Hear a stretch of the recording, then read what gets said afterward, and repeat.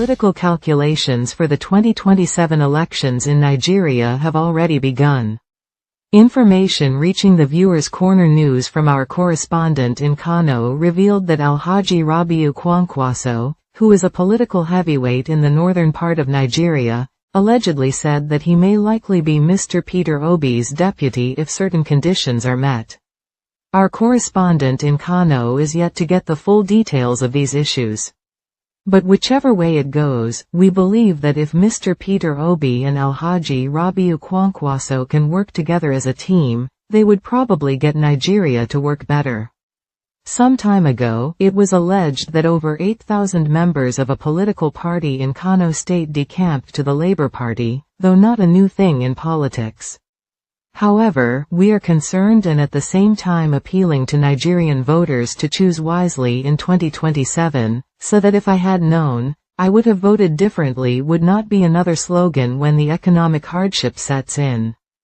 Again, from now till 2027, Nigerians have all the time to carry out their findings to know who they are going to be electing as leaders at all levels of government.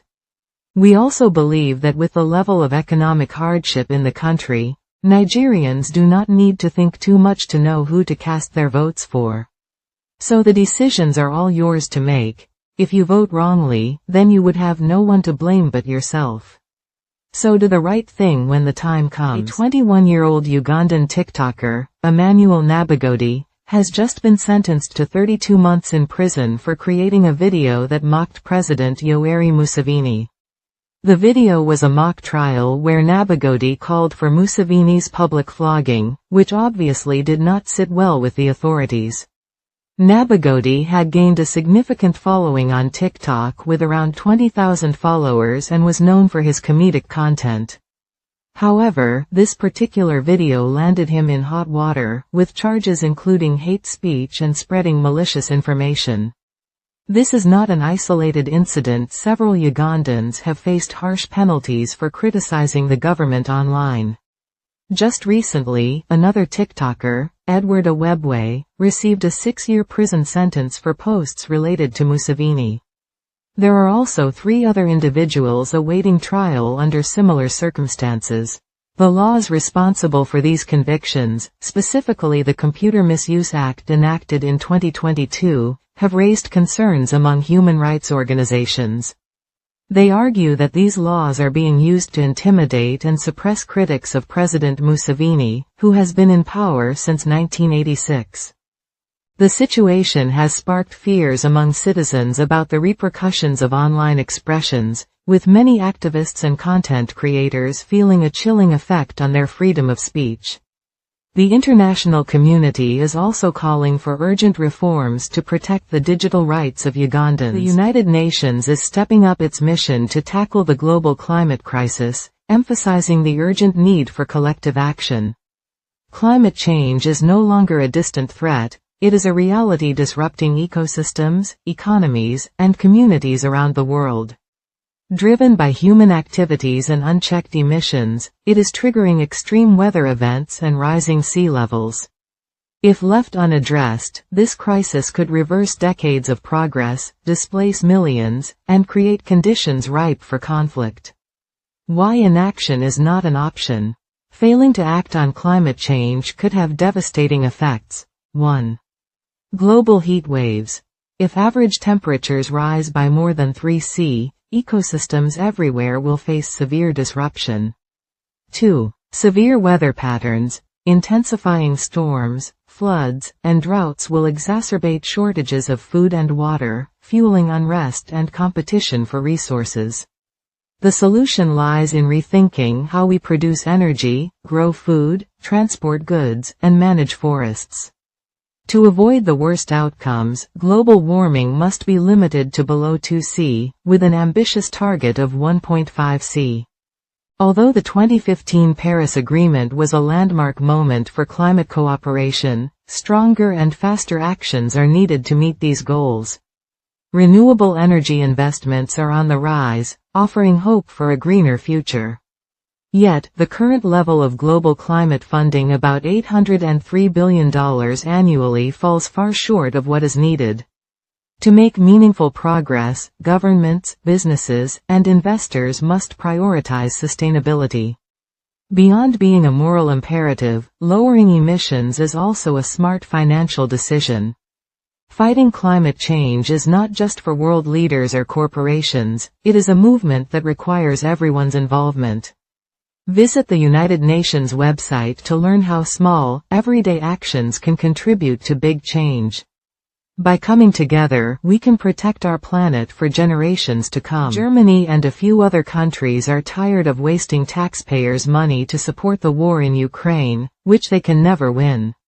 With the way things are going based on the recent phone call that the leader of Germany allegedly made to President Putin of Russia, it showed that Germany is no longer willing to support Mr. Zelensky of Ukraine to continue fighting a war with Russia that they can never win.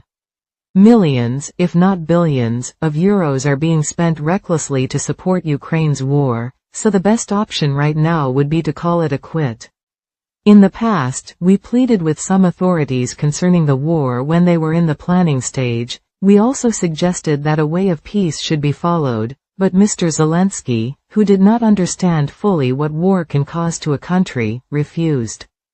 Today his country has been destroyed, and those supporting him and his country are tired because human lives and properties have been lost, and till today more and more damages are being recorded, which should not have been so if a peaceful means was followed. However, now that those who are supporting Mr. Zelensky to continue the war are no longer willing to do so, we believe that the war is certainly going to end soon. Another good thing is that the President-elect of the United States of America, Donald Trump, has said that the war shall come to an end, perhaps when he takes over the leadership of the United States of America.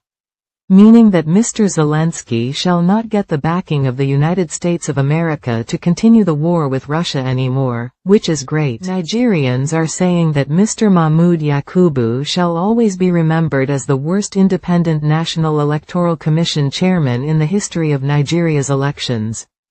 Information reaching the Viewers Corner news from our correspondent in Kano in Nigeria revealed that different groups in the northern part of Nigeria are calling on the government of Nigeria to sack Mr. Mahmoud Yakubu, who is the Independent National Electoral Commission chairman in Nigeria.